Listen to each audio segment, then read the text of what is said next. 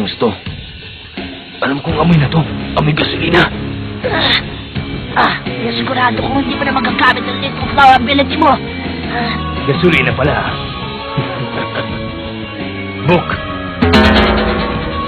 Sigurado na ngayon hindi ko magagamit ng little flower ability ko. Pero may isa pa akong kakayang hindi mo nalalaman. Pwede yung kahit saan bahagi ng katawan mo. Hahawakan lang kita at sasabihin, Bomber.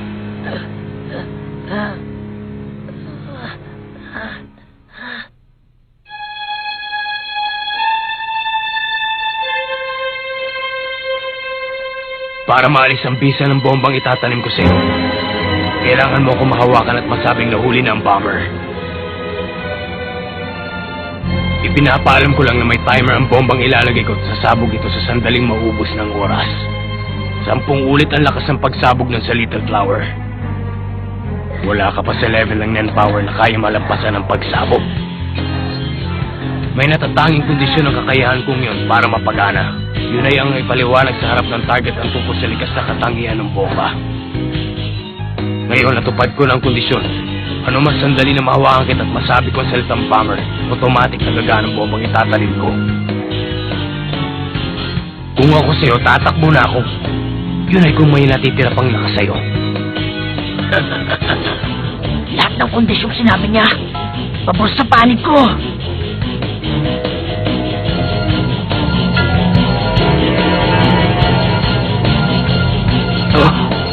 Face first! Attack! Yan yun! Yan yun! Nakita kong matindi lakas ng aura! Yan na ba ang secret weapon niya? Huli na parang umatake pa siya. Anong binabalak niyang gawin? Jan! Ken! Ano pang binabalak niyang gawin? Wala nang silbi yan!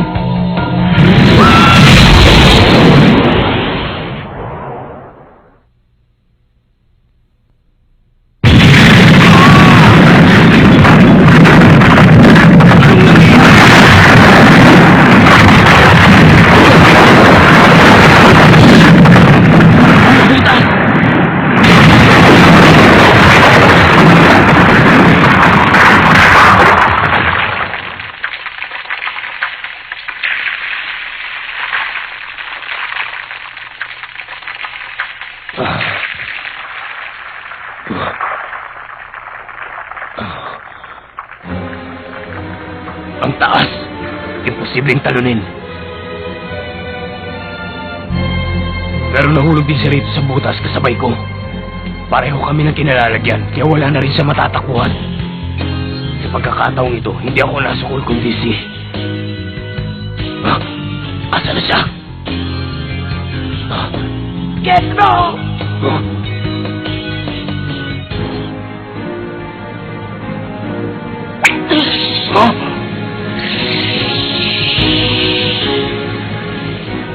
Isang minuto.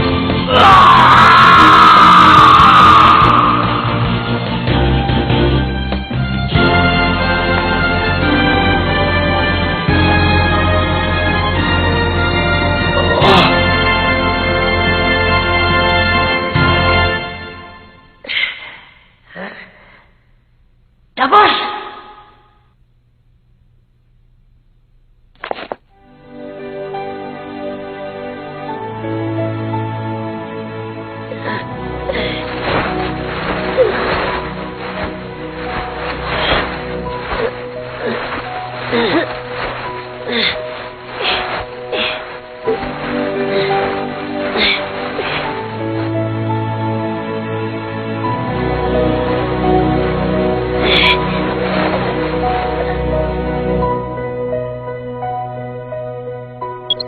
para makausap si Kilua. May isang malalaro na gusto kayo makausap kaya gumamit siya ng contact card. Kilua. Biscuit. Uy, Gon! Ba't ang tagal mo? Ayos ka lang ba? Anong nangyari? Tagumpay yung plano. Yun nga lang nawasak ng gusto yung kaliwang kamay ko.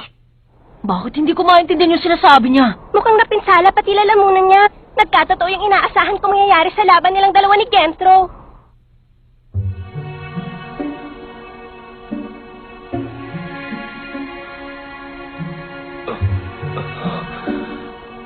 Gising ka na pala.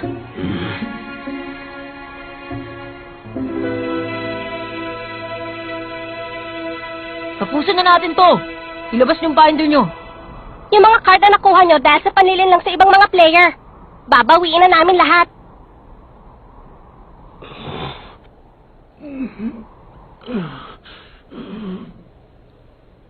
Meron sana akong hihilingin. Pagalingin niyo si Para gamit ang Archangel card. Meron akong clue nun. Huwag ka mag-alala. Kasama yun sa balak namin bago pa magsimula ang laban. Kaya naghanda kami ng clone para sa 6 na tao kung sakaling masugatan tayong lahat. Book. Oh, eto na. Game!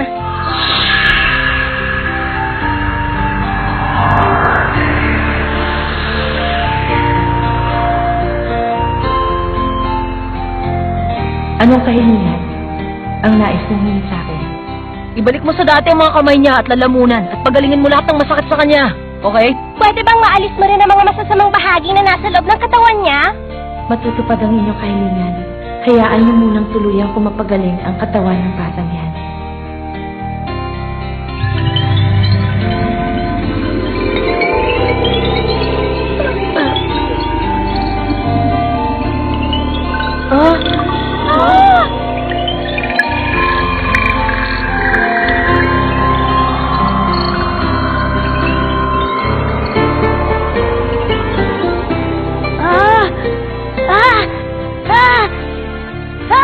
Magaling na ako!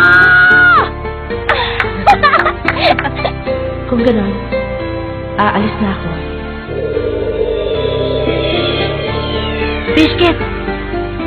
Alam ko nang dapat kong gawin. Eto, isa pang extra Archangel card. Game!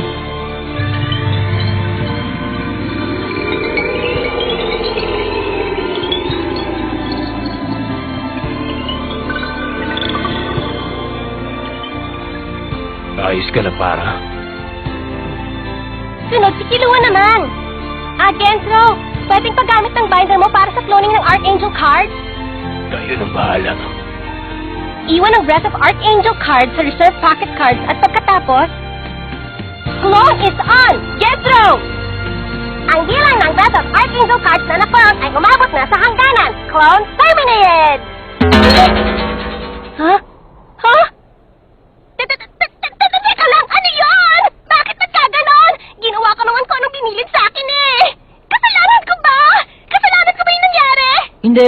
Dahil to kay Gorain. Ha? Siya ang nagpataas sa bilang ng claim ticket cards para sa Archangel. Malamang ginamitan niya ng clone na transform card. Tapos nang ginamit natin ang 2 card ng Archangel, yung 2 sa claim ticket card niya, naging Archangel cards. Huh? May isang malalaro na gusto kayo makausap kaya gumamit siya ng contact card. Kumusta? Sigurain to. Mukhang maayos ang lagin yung 3. Ang bilis mo! Binabantayin mo ba kami? Hindi. Pero oras-oras kong chinecheck ang cards nyo para makatiyak. Ang galing ng timing mo! Pwede mo kami puntahan? Sige. Yun din naman ang balak ko eh. Return card na lang ang nasa akin. Pwede nyo sabihin kung nasa anong bayan kayo?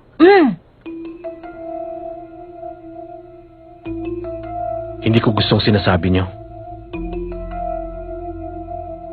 Hindi ko maintindihan. Bakit kailangan pa natin sayangin ng Breath of Archangel sa mga siraulong to?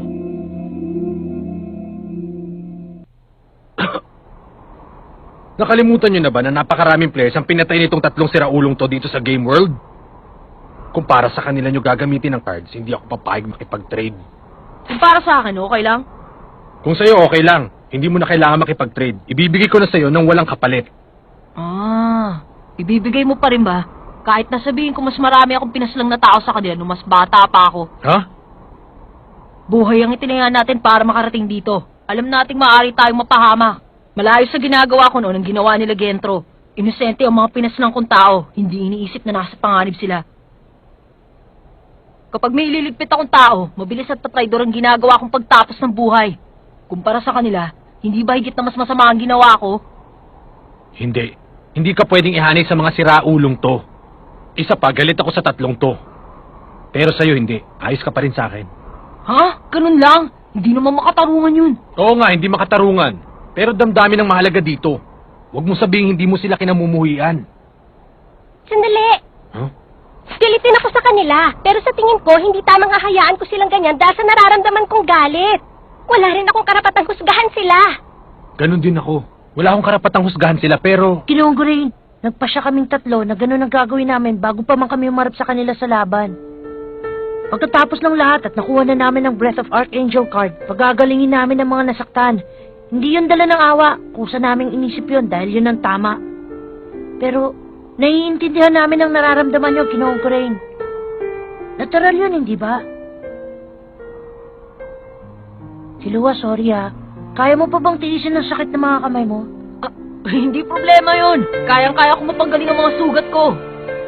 Narinig mong iba na ang sitwasyon natin. Hindi na kami pwedeng gumamit ng clone. Isang Breath of Archangel na lang ang natitira. Isa na lang card na gagamitin nyo, ibig sabihin original na yung gagamitin mo? Pakiusap kay Gentro nyo na gamitin yon. Hindi ako nahihilo o nasusuko, ayos pa ako. Sige na. Hindi ako nagpapakabayani. Mga buko lang sa ulo ang meron ako, hindi yung malala. O sige. Okay. Gain! Teka, sandali! Huwag mo ituloy!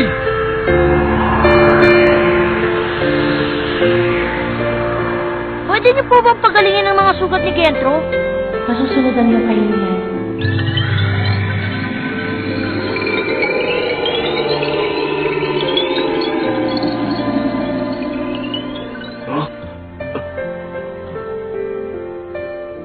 Tapos na tayo, di ba? Tara na, pumunta na tayo sa Masadora. Gamitin natin yung isang company card. O sige. Teka lang, huwag muna kayong umalis. Ha? Sige na, nakumbinsin nyo na ako. Sa inyo na yun lahat. Ha? Sabi ko sa inyo na yun lahat. Yung Breath of Archangel cards ko. Book!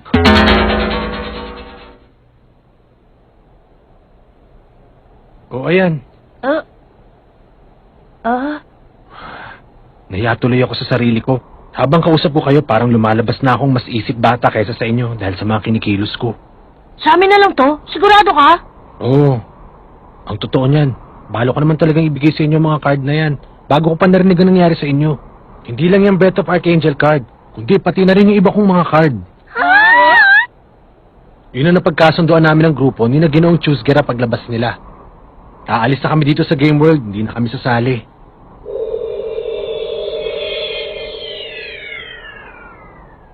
Kung ganun, si Ginoong Batera pala.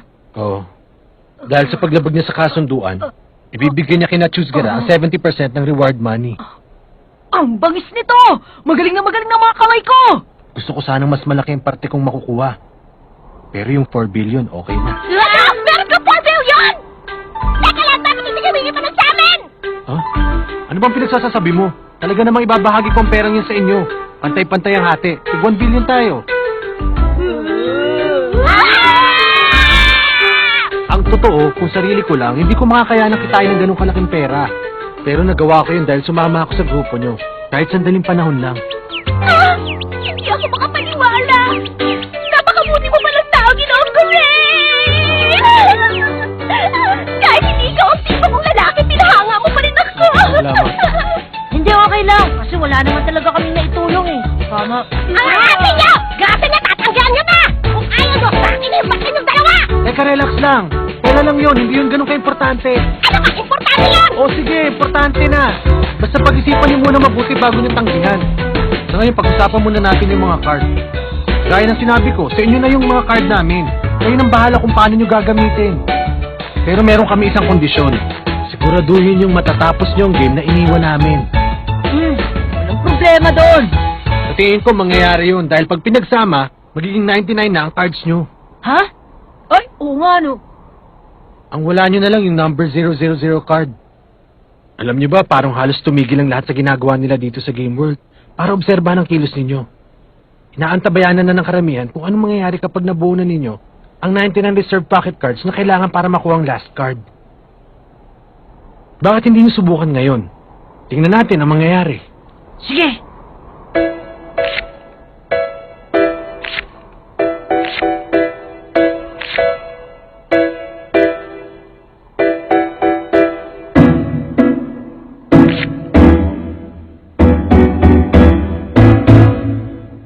Announcement para sa lahat ng mga player! Sa kasalukuyan, may isang player na ang nagtagumpay ng makakolekta ng 99 na uri ng reserve pocket card. Bilang parangal sa masayang pangyayari ito, isang grand quiz contest na magaganap sa loob ng 10 minuto kasali ang lahat ng players na naglalaro dito sa Green Island. 100 tanong ang ilalabas sa grand quiz. Lahat na magiging tanong ay tungkol sa mga reserve pocket card na nasa islang ito. Para sa manlalaro makakakuha ng pinakamaraming tamang sagot, igagawad sa kanya ang special prize, ang number 000 card na kung tawagin ay Blessing of the Ruler card. Kaya tinatawagan ng mga manlalaro na panatiling bukas sa inyong mga binder. Tungkol sa mga reserve pocket cards ang magiging tanong sa Grand Quiz, Alam ko na kung bakit ganun. Kasi kung hinakaw mo lang ang mga card o sa pilitang kinuha, siguradong hindi mo masasagot ng tama ang mga tanong. Gaya ng proseso ng pagkuha o mga taong sangkot sa pagkuha ng card. Kung ganun ang labanan, malamang 70 to 80% ng mga tanong ang masasagot natin ng tama. Medyo tagalid pa tayo kasi ang player na nakakolekta ng mga cards sa malinis na paraan ay si Tusgera lang. Yun nga lang, wala na siya dito. Yung naiwan halos pare-pareho na ang alam. Dito parating! Bilis! May dumarating din iba! Ano nangyayari? Bakit sabay-sabay silang dumating dito?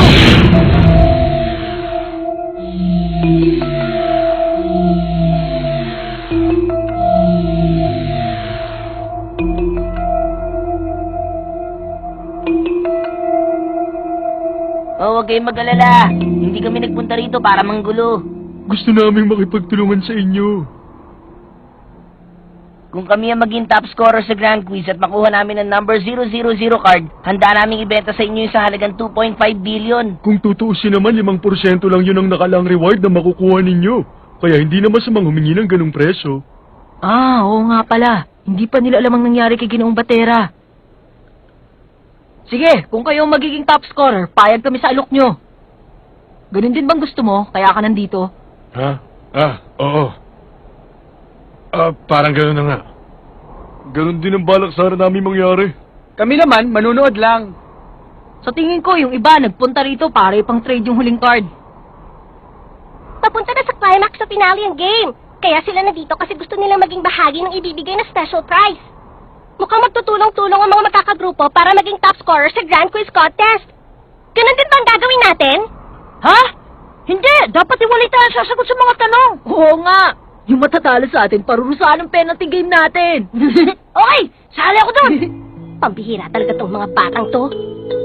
Kanina lang buhay nilang nakataya habang nakikipaglaban. Sa tingin ko, wala nang ibang player ang nag-i-enjoy ng gusto sa game na to, kundi ang dalawang yun lang. Sige, pagbutihin yung mga bata. Ako naman, hindi na ako sasali sa quiz.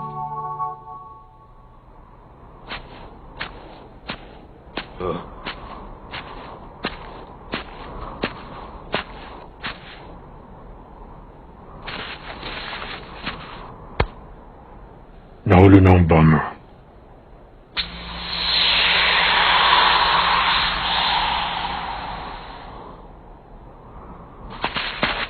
Sa wakas, malayo na rin ako sa'yo ngayon.